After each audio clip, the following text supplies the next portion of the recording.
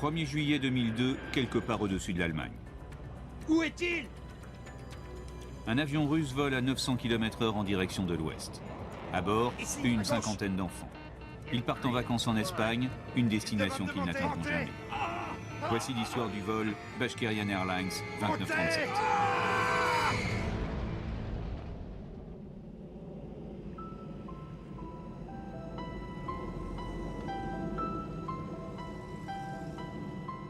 Nous sommes à Oufa, dans l'ouest de la Russie.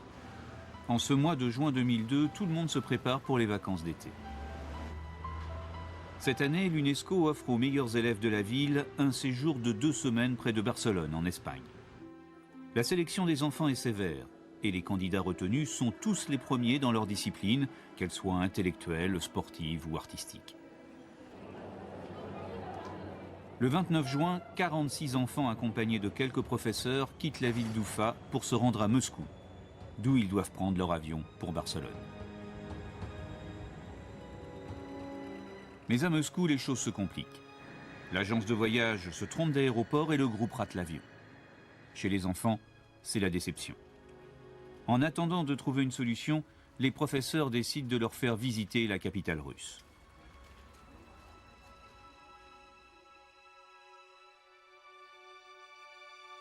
« 48 heures plus tard, l'agence de voyage a affrété un nouvel avion. Et le départ pour Barcelone est de nouveau possible. Le 1er juillet 2002, les enfants d'Oufa embarquent enfin à bord d'un Tupolev 154 de la Bashkirian Airlines.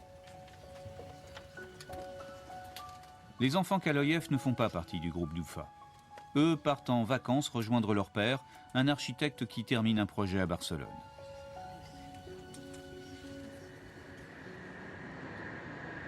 Dans le poste de pilotage, un équipage de 5 hommes, dirigé par le commandant Alexander Gross, pilote de ligne depuis plus de 30 ans.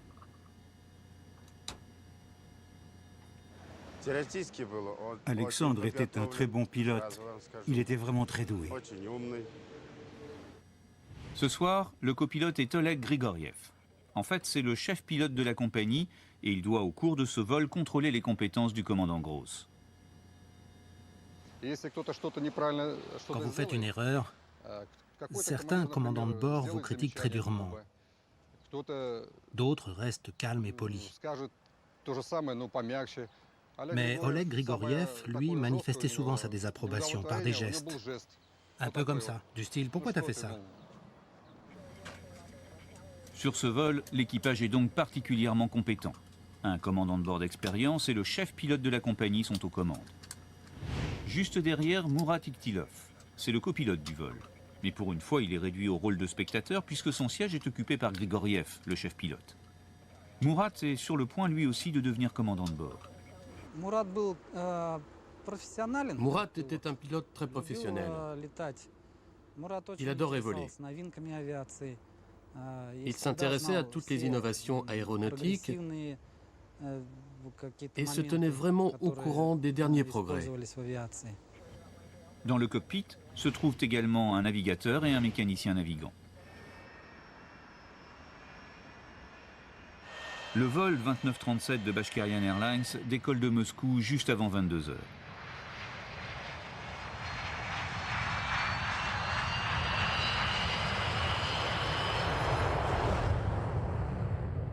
Le Tupolev 154 est un avion moderne et est équipé d'un système anti-collision, le TICAS.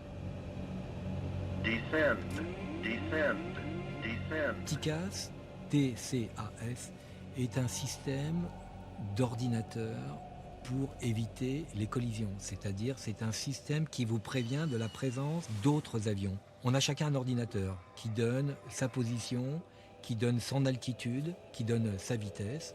Et ils discutent entre les ordinateurs. Et ils vous disent, vous avez un risque de collision. Et on vous prévient à ce moment-là. On vous prévient par signal visuel et par signal sonore. En cas de défaillance du contrôle aérien, le TICAS est le dernier recours des pilotes.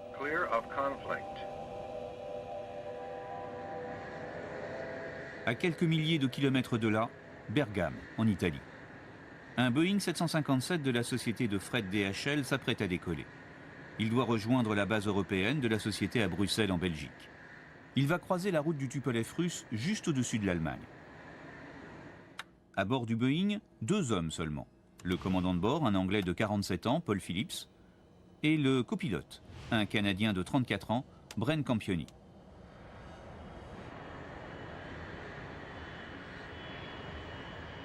À 23h06, le DHL décolle et prend son cap au nord-ouest en direction de Bruxelles.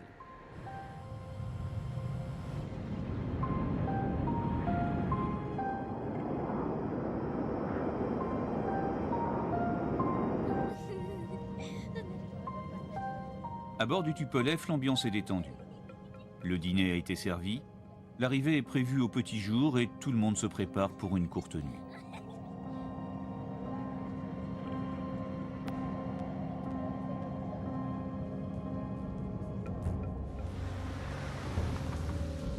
À Zurich en Suisse, au centre de contrôle de Skyguide, il est 21h50 en heure locale. L'équipe de jour passe le relais à l'équipe de nuit. Ce soir, c'est Peter Nielsen qui est de service. Il a 8 ans de métier, ce n'est pas un débutant. Le centre contrôle le sud de l'Allemagne et le nord de la Suisse. De nuit, ils ne sont que 2 contrôleurs pour assurer la gestion du trafic aérien. Mais aujourd'hui, c'est calme.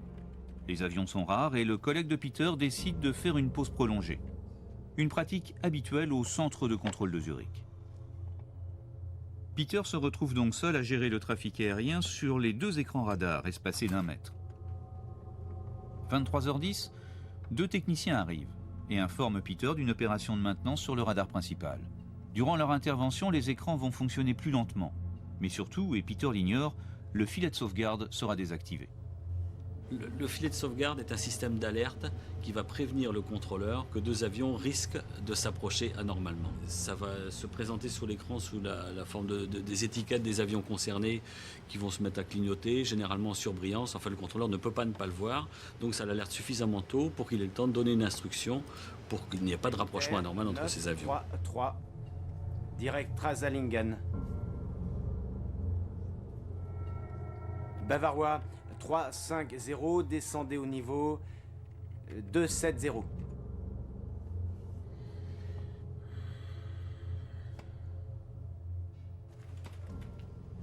Les techniciens de maintenance préviennent Peter qu'ils doivent également couper le téléphone. En théorie, seuls les téléphones de secours resteront opérationnels.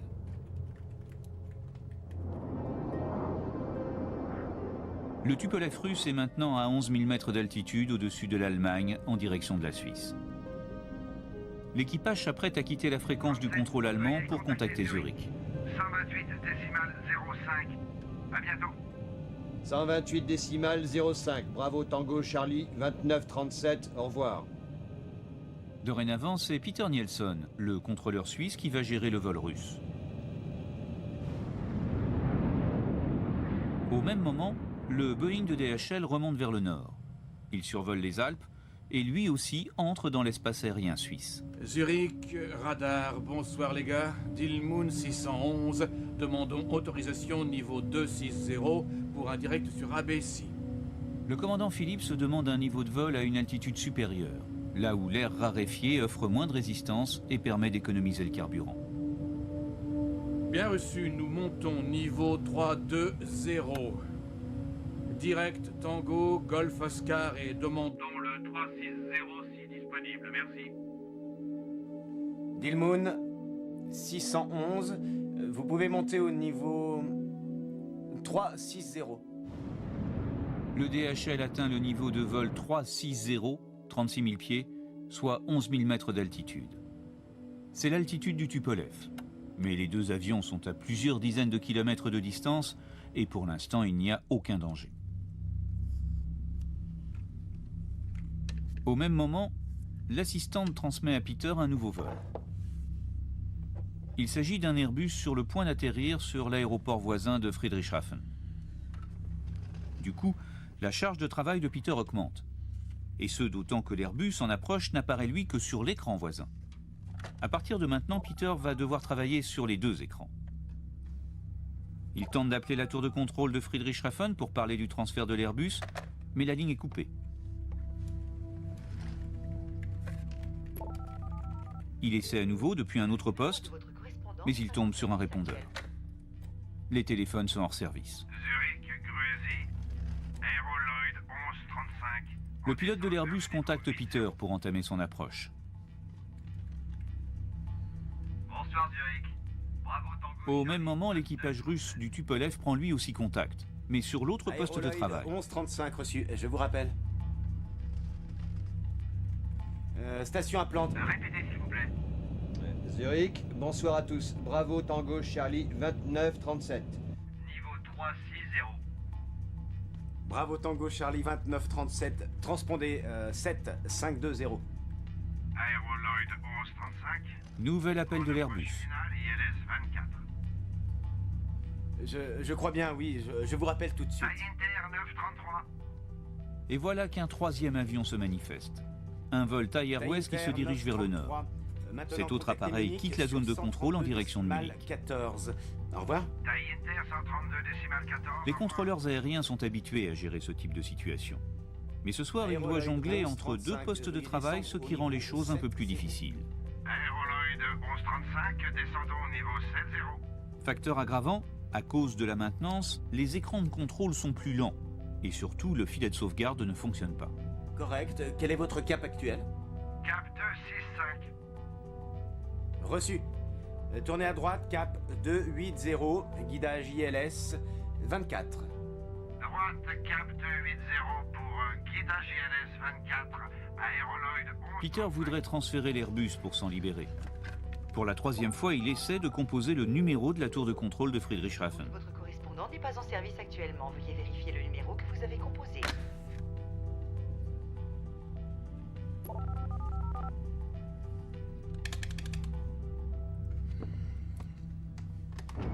Pendant ce temps, le Tupolev russe et le Boeing de DHL poursuivent leur vol à la même altitude, à plus de 900 km/h. Les deux équipages n'ont encore rien détecté. Leurs trajectoires vont se croiser dans 2 minutes et demie, et les deux avions sont encore à 60 km de distance. Le DHL approche de la frontière suisse-allemande, le Tupolev poursuit sa route vers l'ouest.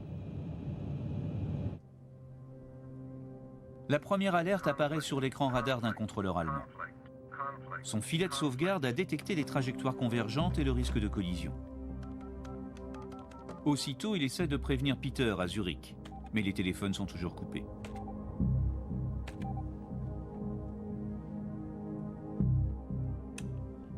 Et il est impossible pour lui de prévenir directement les pilotes qui sont déjà passés sur la fréquence radio de Zurich. Au même moment, le TICAS du Tupolev s'active. Regarde ça. L'équipage russe sait maintenant qu'un risque potentiel de collision les menace. Mais d'où vient le danger? Où est l'autre avion? Au sol, Peter est toujours concentré sur l'atterrissage de l'Airbus. Aéroloid 1135. Aéroloid 1135, allez-y, monsieur. Oui, j'ai perdu la liaison avec l'aéroport de Friedrichshafen. Pouvez-vous, s'il vous plaît, les appeler sur canal 124 décimal 35 et leur dire que vous arrivez sur l'ILS 24. Il reste à peu près 20 nautiques. Ok, ça ira. Merci beaucoup. Ok, je prends le relais. À bord du DHL, pour l'instant, tout est calme. L'alarme TICAS ne s'est pas encore déclenchée. Vous avez besoin de quelque chose? Non. Le copilote se rend aux toilettes. Chez les Russes, les pilotes sont inquiets. L'autre avion se rapproche de plus en plus, même s'ils pensent ne pas être exactement à la même altitude. Il vole plus bas que nous. Combien plus bas? 150 mètres. Non, 100 mètres seulement. Traffic. Et voilà ce foutu trafic. Pourquoi? Trafic. Cette fois, l'alarme sonore du TICAS se déclenche, indiquant un risque important de collision. Au même moment, le TICAS du DHL détecte l'avion russe. Descend. Il reste quelques dizaines de secondes avant le croisement. Il est encore temps de redresser la situation. Bravo Tango Charlie 2937. Veuillez descendre au niveau 350. J'ai un autre Appareil en conflit avec vous. Descendez. Aussitôt, le commandant russe déconnecte son pilote automatique et met son avion en descente. Mais son TICAS lui demande de monter. Un instant, l'équipage hésite. Il demande de monter. Il nous guide vers le sol. On descend. Tango Charlie 2937, descendez au niveau 350, descendez immédiatement. Descendons au niveau 350. Bravo Tango Charlie 2937. Peter Nielsen pense avoir évité la collision en demandant à l'avion russe de descendre. Mais il ignore que le DHL vient lui aussi de recevoir la même instruction de son TICAS. Increase descent. Increase descent. Accentuez la descente. Préviens-les, dépêche-toi, descente qui casse.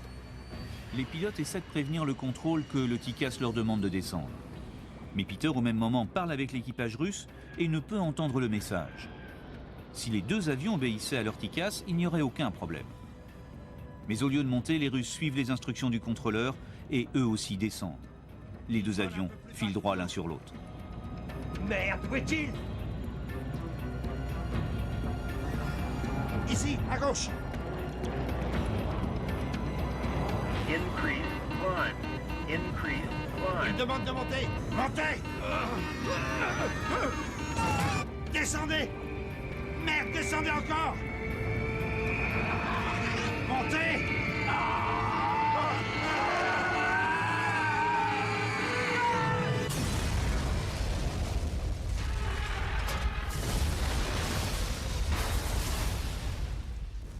La dérive du DHL sectionne littéralement le fuselage du Tupolev.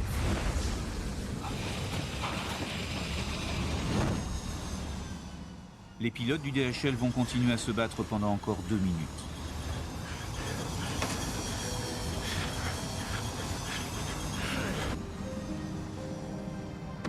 Leur avion s'écrasera 7 km plus loin. Nous contactons Friedrichshafen. Affirmatif. Au revoir. Au revoir. Pour l'instant, Peter n'a pas encore compris ce qui vient d'arriver. Bravo Tango Charlie 2937.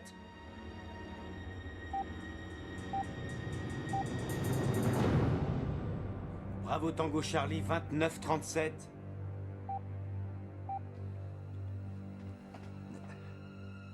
Bravo Tango Charlie. C'est LE cauchemar redouté par tous les contrôleurs.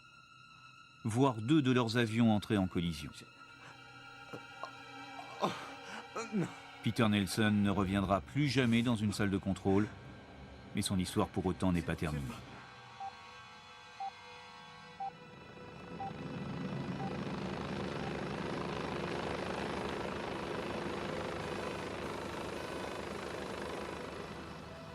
Les débris des 2 avions sont tombés juste à côté de la petite ville d'Überlingen, à la frontière suisse-allemande. Ils s'étendent sur des dizaines de kilomètres carrés. Cette collision en plein ciel est la plus importante depuis la Seconde Guerre mondiale. Des débris pleuvent tout autour de l'école pour enfants handicapés dirigée par Bruno et Stella Wegmüller. Le ciel était orange, rougi par les flammes et les débris qui tombaient. Et des détonations encore et encore. Nous avons tout de suite compris que ce n'était pas une simple tempête. Nous n'avions jamais vu ni entendu ça auparavant. C'était incroyable, parce qu'il y a beaucoup de maisons ici. Et rien n'est tombé dans le coin. Mais là-bas, près de l'école, il y avait des corps, des enfants. On a aussi très vite compris qu'on ne pouvait rien faire. Vraiment. On ne pouvait sauver personne. On ne pouvait aider personne. Aujourd'hui encore, certaines personnes sont toujours choquées. Ils revoient ces images et doivent apprendre à vivre avec. Pour d'autres, c'est comme un mauvais rêve. C'était difficile. Les corps et les débris étaient dispersés sur une très vaste zone, environ 40 km², un couloir de 20 km sur 2. Les autorités allemandes de la province de Baden-Württemberg déclenchent une gigantesque opération. Plus de 6000 personnes recherchent pendant une semaine les corps et les débris. Tout le monde était catastrophé, en état de choc. Et bien sûr, les équipes de secours ressentaient tout cela et compatissaient.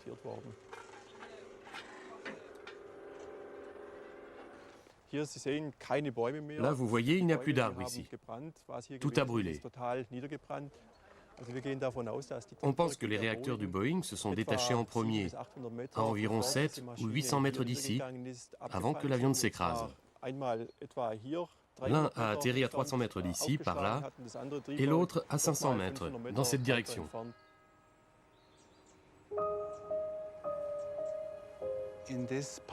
À cet endroit, on a trouvé les corps de 28 enfants.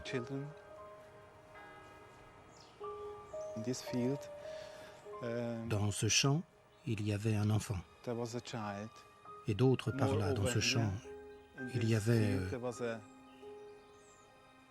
ici...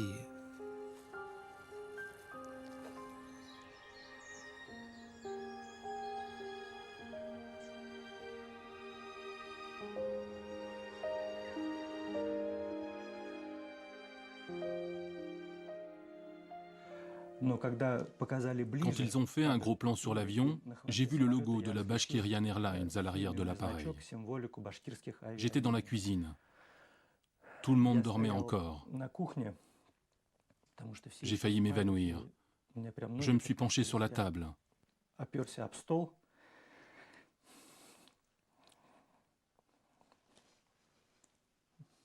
Je ne savais plus quoi faire.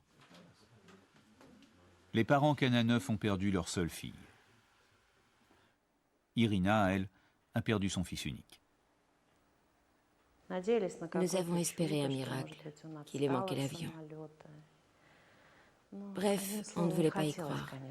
C'était comme un coup de tonnerre dans un ciel sans nuages. Dieu devrait interdire que l'on reçoive des nouvelles de ce type.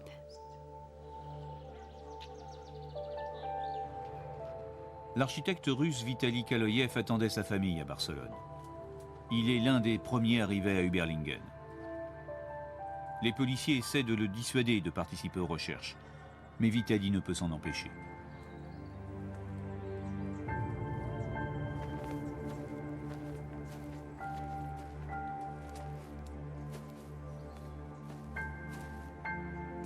Et le hasard est parfois cruel. En cherchant, Vitali découvre un collier de perles cassées et reconnaît celui de sa petite fille de 4 ans.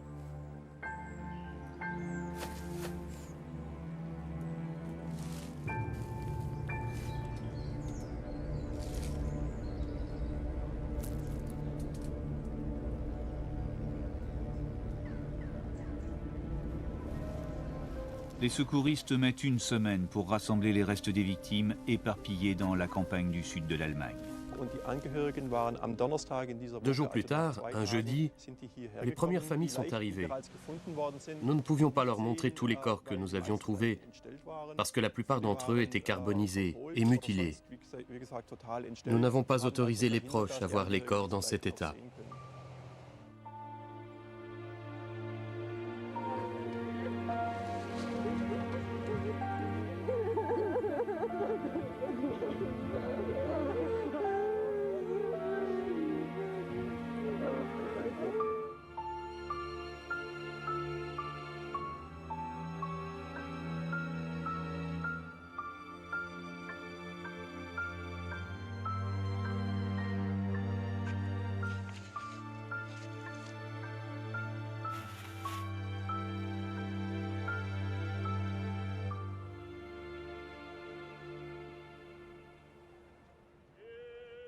À Oufa, dans l'ouest de la Russie, la mort des enfants et de leurs professeurs est un choc terrible pour toute la ville.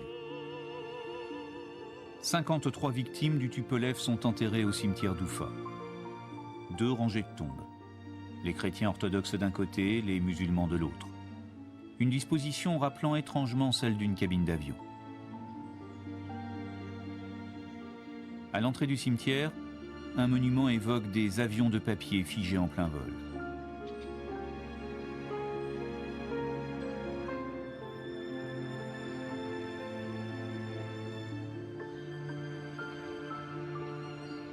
Cette tombe est celle de Kirill, le fils unique d'Irina. Et voici celle d'Alina, la petite fille de 12 ans des Kananov.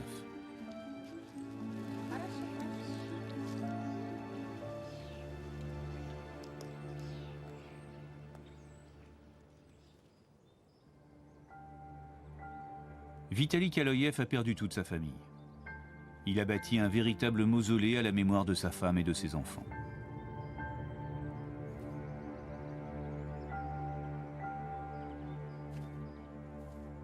Et chaque jour, il vient leur rendre visite au cimetière. Inconsolable.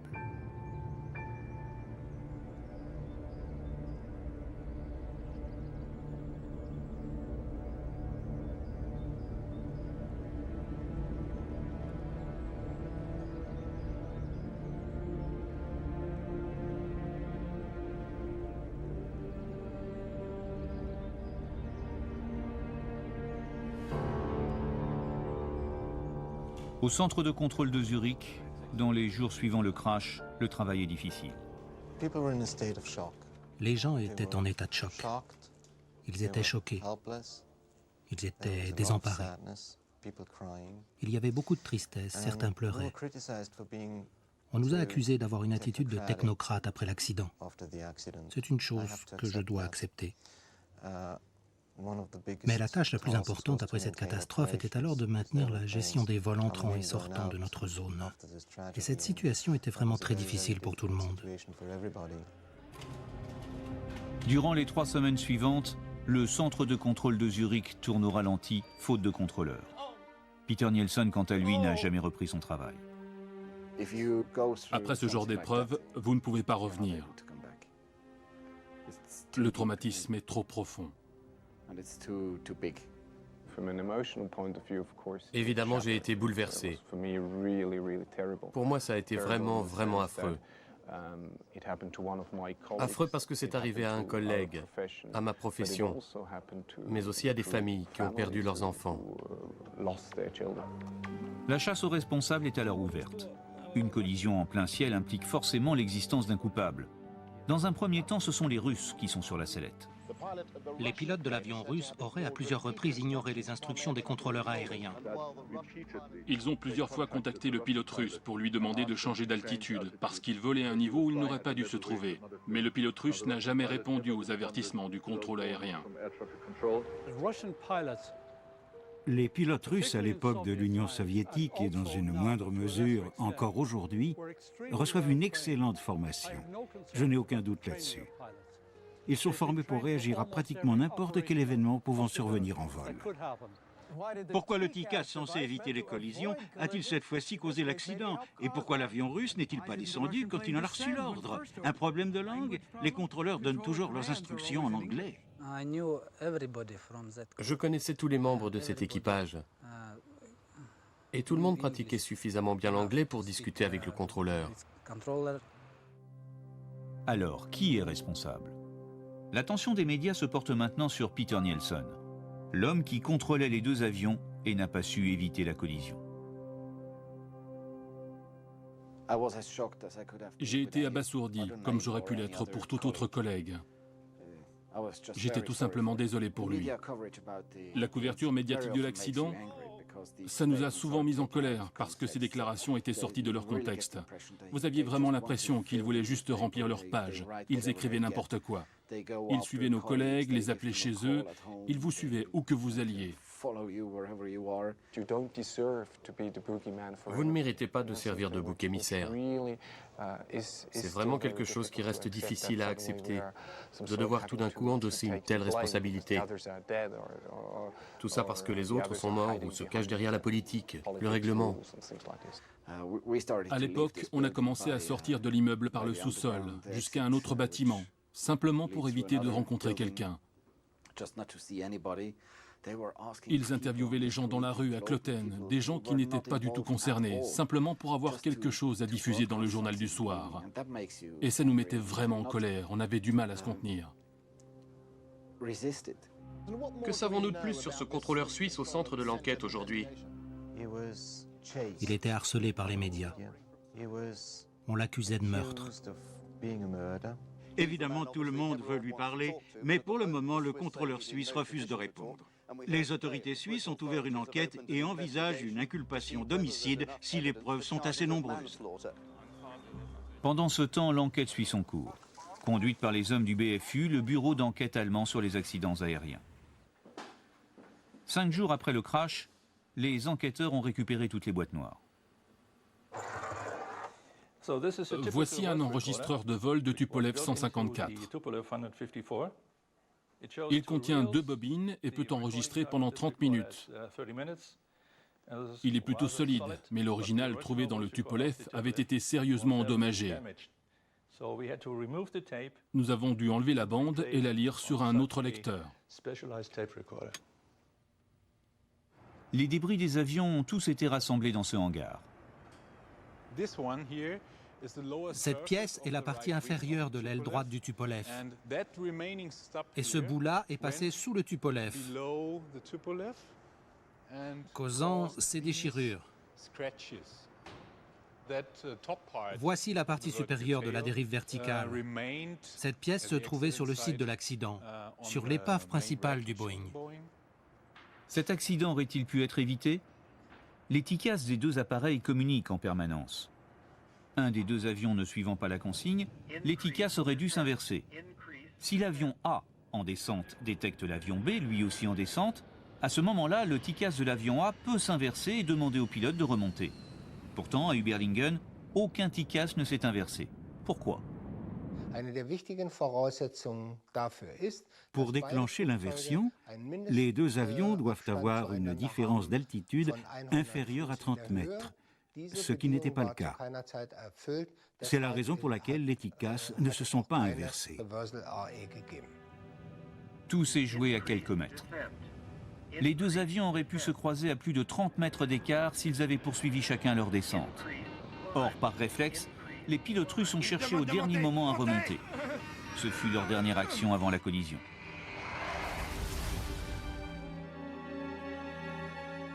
Juillet 2003. De nombreuses familles reviennent en Allemagne, à Überlingen, pour le premier anniversaire de l'accident.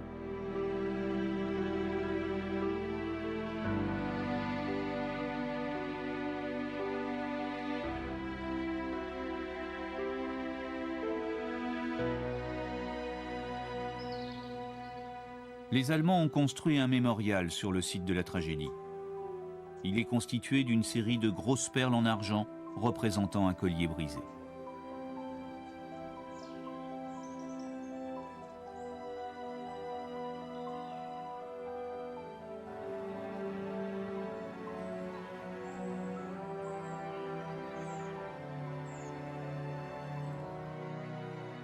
Le président de Skyguide est dans la foule et est pris à partie. Pouvez-vous nous dire quelles erreurs vous avez commises? Je ne crois pas que ce soit le moment d'en parler. Je suis sûr que vous comprendrez. Vous avez présenté vos excuses? Merci. Parmi les familles des victimes, Vitali Kaloyev est méconnaissable, le visage dévoré par une barbe de patriarche. Il interpelle lui aussi le président de Skyguide à propos du contrôleur responsable de l'accident. Oui, en fait, cet homme a demandé s'il était possible de rencontrer le contrôleur. Et nous lui avons dit que ce n'était pas possible. La demande passe presque inaperçue. Mais pour Vitali Kaloyev, le refus est douloureux. De leur côté, les enquêteurs poursuivent leur travail et découvrent des failles dans la procédure d'utilisation du TICAS mise au point 20 ans auparavant. Ainsi, un point important est mal précisé. Lorsque le contrôleur donne un ordre contraire à celui du TICAS, que doivent faire les pilotes? Qui suivent? En 2002, il n'existe pas de consigne stricte et universelle. Descendez immédiatement. Il nous guide vers le sol. Dans les pays occidentaux, les pilotes sont formés pour obéir au TICAS. Ce n'est pas le cas dans le reste du monde. On descend. Nous sommes habitués à faire confiance aux contrôleurs.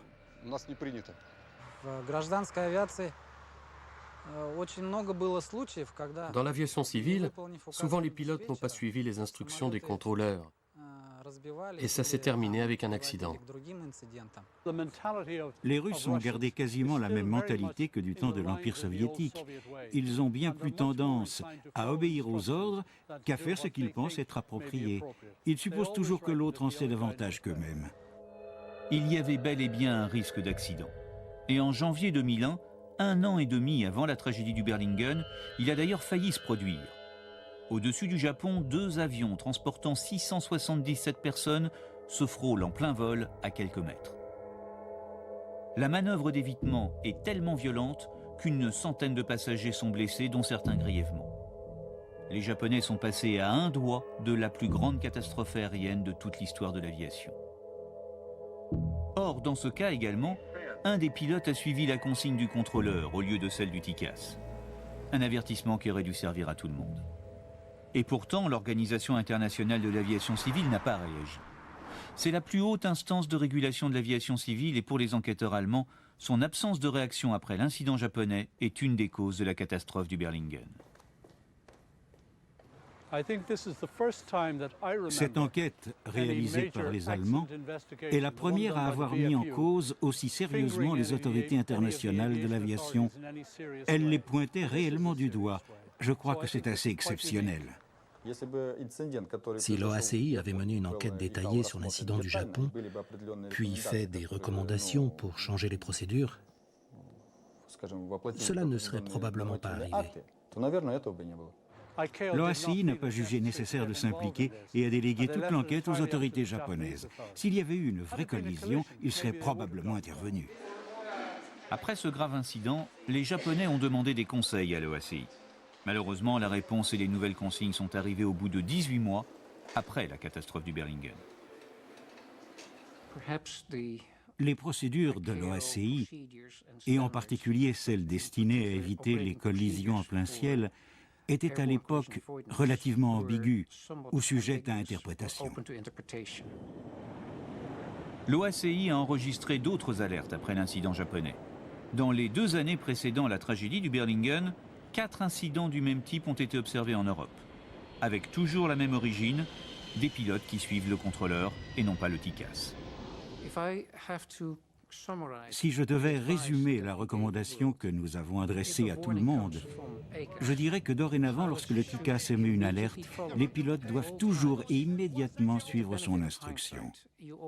Rétrospectivement, on se demande toujours ce qu'on aurait pu faire de plus, et un accident est une mise en garde pour tout le monde.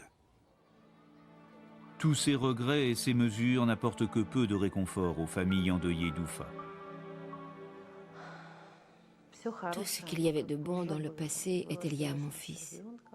Tous mes espoirs, mes rêves concernaient son avenir. Et maintenant, il ne me reste rien. Il ne me reste plus rien.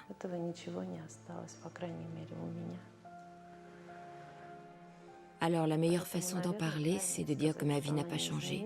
Non, elle s'est arrêtée.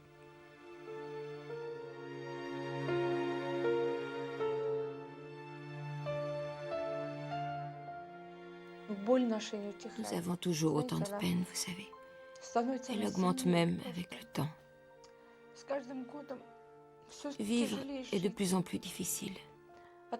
Au début, on espérait qu'elle allait revenir, que le temps passerait et remettrait les choses à leur place. Et maintenant, tout espoir a disparu. Et le pire, c'est que ces enfants, dans l'avion, étaient tous heureux et en bonne santé. Ils partaient en vacances. Et puis voilà, les adultes ont fait une erreur fatale. Et les enfants sont partis pour toujours.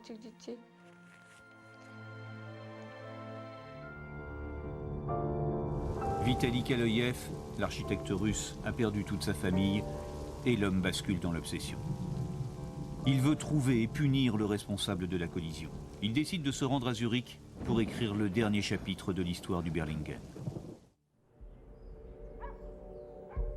Le 24 février 2004, un inconnu frappe à la porte du domicile du contrôleur Peter Nielsen. Oui. Laissez-moi tranquille. Allez, tirez-vous.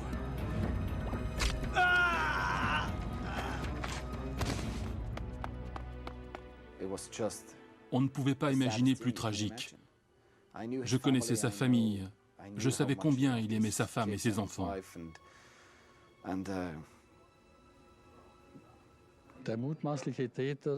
Le meurtrier présumé est apparemment âgé de 48 ans et de type occidental. Il est probablement le père d'une des familles tuées dans l'accident. Il a sans doute perdu sa femme et ses 2 enfants. La police arrête Vitali Kaloyev dans un hôtel de la ville. Vu son état psychique, il est placé dans une clinique psychiatrique. C'est dorénavant au médecin de décider s'il est pénalement responsable et apte à passer devant un tribunal. Était-il capable de discernement? A-t-il agi sous l'impulsion ou a-t-il l'âme d'un criminel? Certaines traces et preuves relevées par la police semblent indiquer qu'il pourrait être le meurtrier. Depuis que l'accusé a lui-même suggéré qu'il pourrait être le meurtrier, nous étudions cette hypothèse. Nous ne voulions pas qu'elle soit assassinée. Nous ne voulions pas que cet accident crée des victimes supplémentaires à cause de nos enfants. Le meurtre du contrôleur aérien est un événement vraiment tragique. Le plus triste, c'est qu'il n'était pas vraiment responsable de l'accident. La mauvaise gestion de Skyguide et la qualité du contrôle aérien étaient en cause. L'enquête a mis à jour la chaîne d'erreurs commises cette nuit-là au centre de contrôle de Skyguide et qui ont mené tout droit au drame. Tout d'abord, le collègue de Peter fait une pause, le laissant seul pour surveiller 2 écrans radars placés à 1 mètre l'un de l'autre.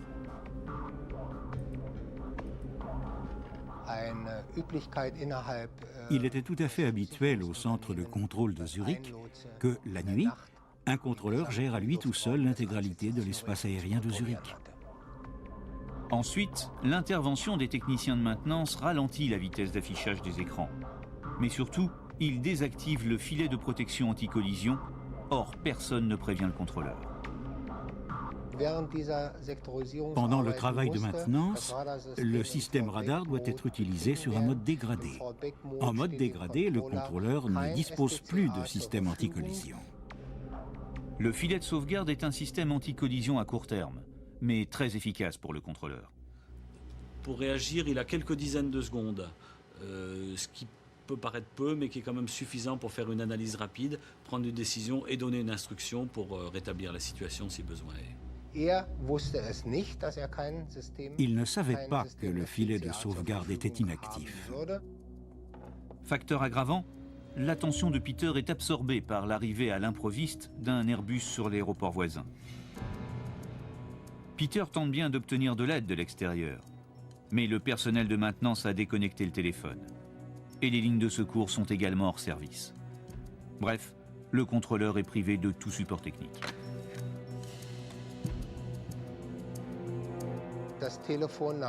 La liaison téléphonique avec Friedrichshafen était interrompue.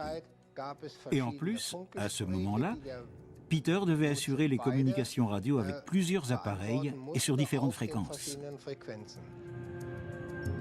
Finalement, lorsque les 2 avions sont en descente, les pilotes du DHL tentent de le prévenir, mais n'y arrivent pas car la fréquence radio est occupée. Ils n'ont pu le faire que 23 secondes plus tard, parce que jusque-là, la fréquence était occupée par la transmission entre le centre de contrôle de Zurich et l'équipage du Tupolev. Mai 2004. Les enquêteurs allemands du BFU publient leur rapport final après 22 mois de travail.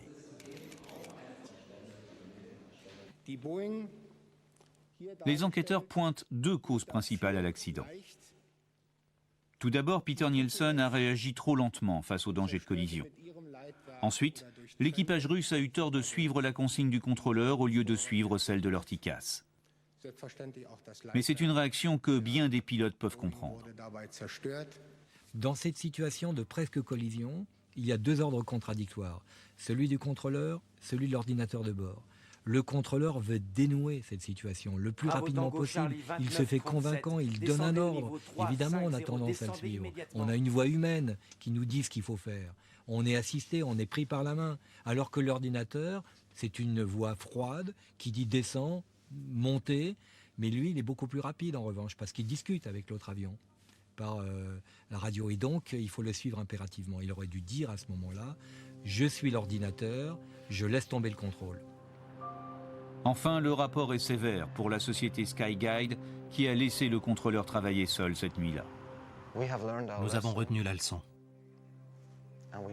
Chaque opération est dorénavant gérée par plusieurs personnes et nous ne laissons plus jamais de contrôleur seul devant son écran. Ça pourrait se reproduire. Il suffit d'un autre service de contrôle aérien désorganisé ou d'un équipage qui commet une erreur. Vous êtes coupable ou pas. Ce n'est pas le but d'un rapport d'enquête. Son but est de montrer des faits. Qu'est-il arrivé? Pourquoi? Quelles leçons en tirer? Quelles mesures de sécurité? Pourquoi ce vol avec mon enfant à bord ne s'est-il pas déroulé en toute sécurité? Ils doivent assumer leurs responsabilités dans le fait de ne pas avoir assuré la sécurité de ce vol. Nous avons fait des erreurs, nous aussi, et nous les regrettons sincèrement.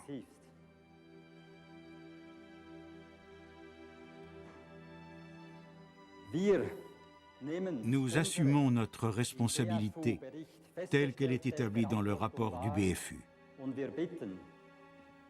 Et nous demandons pardon aux familles des victimes.